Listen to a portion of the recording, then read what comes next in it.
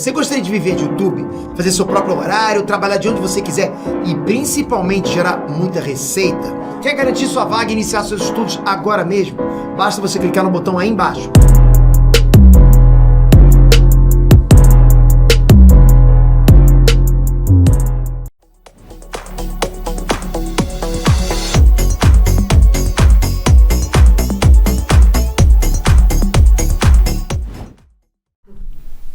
E não precisa, né? Não precisava, né? Mas deixa eu entender. Quando você aplica, quando você vai para o Yale ou para essa que você... Como chama? Hahnemann.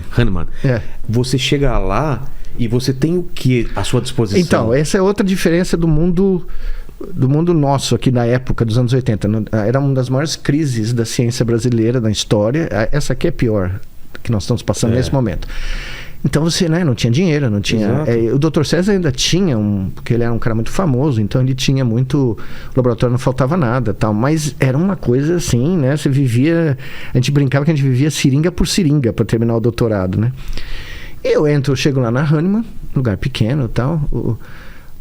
Quando eu chego lá de verdade, né, dia 20 de fevereiro de 89, eu entro no andar da fisiologia. Ele abre a porta, eu já conhecia, né? É o laboratório dele, o John Chapin, né? Que acabou de falecer, infelizmente, coitado. Ele vira pra mim, abre a porta e fala, é seu. E o que é seu? O que era? Era a Ferrari, né? É? O cara, é como seu pai chegar pra você e falar, olha, você tinha tudo um que Volkswagen que eu tinha. Eu tinha uma Brasília, mas agora toma a chave aqui da Ferrari. Eu abri aquela porta, eu falei, não. Tinha tudo que você precisava? Tinha tudo, mas o mais divertido é o seguinte... 6 meses. Ele falou assim, olha, você começa... Nós vamos fazer aquele plano seu, o plano que nós conversamos. Daqui a 2 meses a gente conversa. Aqui no Brasil era todo dia. Eu me encontrava, né? Ele te faz... Me chutou no lugar lá e 2 meses a gente vem. 2 meses passam, né? Eu me adaptando à língua, me adaptando à cultura. Não tem macarrão da avó, não tem Palmeiras, né? Uma coisa de louco. Os caras frio pra caramba na Filadélfia. O inverno do cão, né? O John chega pra mim assim e fala, sabe, eu notei que você economiza na seringa, você faz agulha, você cauteriza de novo, você esteriliza de novo, você faz isso pra economizar. Não, fica calmo, nós temos dinheiro. Mas a gente sabe como que é, né? Eu falei, não, esse é o Brazilian Way of Doing Science, né? O Brazilian método brasileiro. Bom, termina o primeiro ano, a gente vai fazer a reunião anual, porque ele não fazia muita reunião e os resultados eram explosivos, né? O que a gente descobriu em um ano foi... Em um ano já teve Não, foi. O meu primeiro trabalho como postdoc saiu na Science, né? Que é a maior revista de ciência. Era, né? Hoje a gente discute isso. Para ver como era uma coisa bem inexplorada mesmo. Era, né? E não foi nem na área principal. Foi um estudo paralelo para embasar o desenvolvimento tecnológico que nós tínhamos começado a fazer, que ia demorar mais tempo. Entendi. Tá? Aí o John vira assim para mim na reunião de laboratório com todos os outros lá, coreano, outro americano. O laboratório era pequeno, mas tinha gente do mundo inteiro. Vira assim pra mim, Miguel, sabe aquele Brazilian Way of Doing Science? Eu falei, sim, aquele que você falou que não precisava. Ele falou, não, pode continuar, você economizou $20 mil pro laboratório. Os caras agora vão cobrar os outros. O cara agora ficou louco, né? Que eu tava salvando dinheiro de tudo que era lado, tava, né? Sobrando dinheiro. Tava salvando, porque não, era tudo feito como eu fazia aqui, medida, né? E no dia que... E o John era um gênio, né? Ele era um gênio, mas era um gênio desses gênios não só humilde, mas ele era um cara calado, ele era um cara muito bom, uma pessoa muito boa, mas ele não era um cara de sair arrotando, né? Mas ele era um gênio, né? Gênio não só intelectualmente, mas tecnicamente. Sim. Então ele manjava de eletrônica como eu nunca encontrei ninguém na minha vida, e ele manjava de programação. Um neurocientista programar como ele programava em computadores antigos, né? Os computadores que a gente trabalhou, ninguém aqui conhece, coisas que dava pra você entrar dentro deles, né? Tão grande. E a memória era... Ele programava o nosso primeiro software de aquisição de dados, tinha 64K.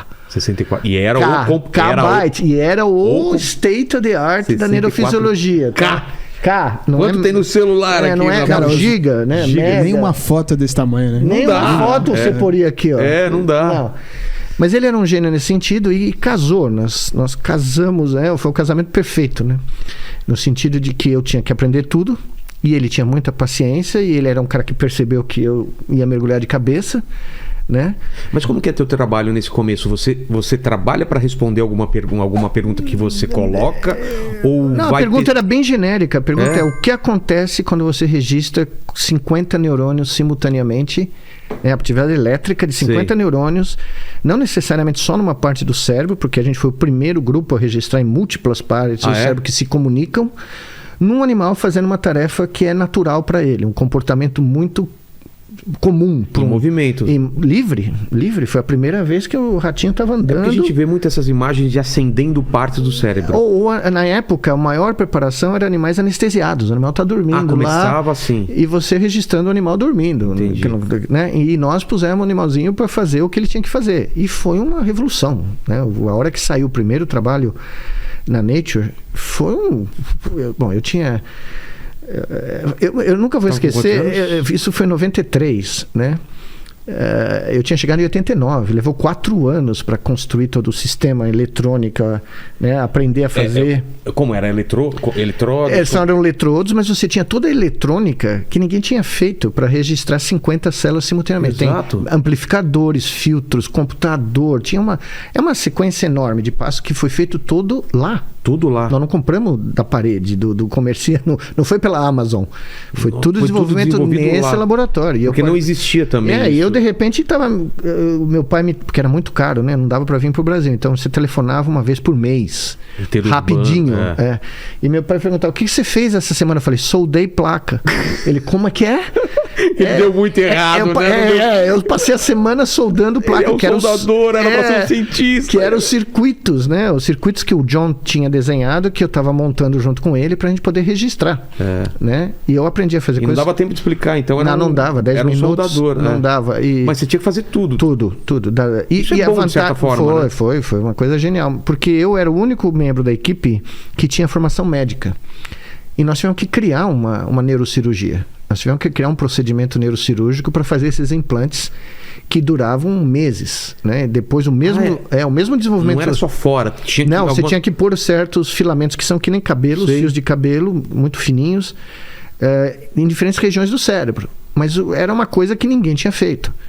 E ninguém tinha experiência cirúrgica. O John ele era biólogo, mas ele não tinha formação médica, né? Então eu tive que desenhar um protocolo cirúrgico que depois eu usei por 30 anos. E essa foi a grande vantagem também, porque quando nós chegamos aos meetings anos depois, os caras falaram: como vocês estão fazendo isso? Como vocês estão implantando 100 microeletrodos no... 100 micro? 100? Nós chegamos a implantar 2.000. Com ratos? Começamos com ratos, onde a gente implantava 48. Tá. Que já foi um absurdo. Né?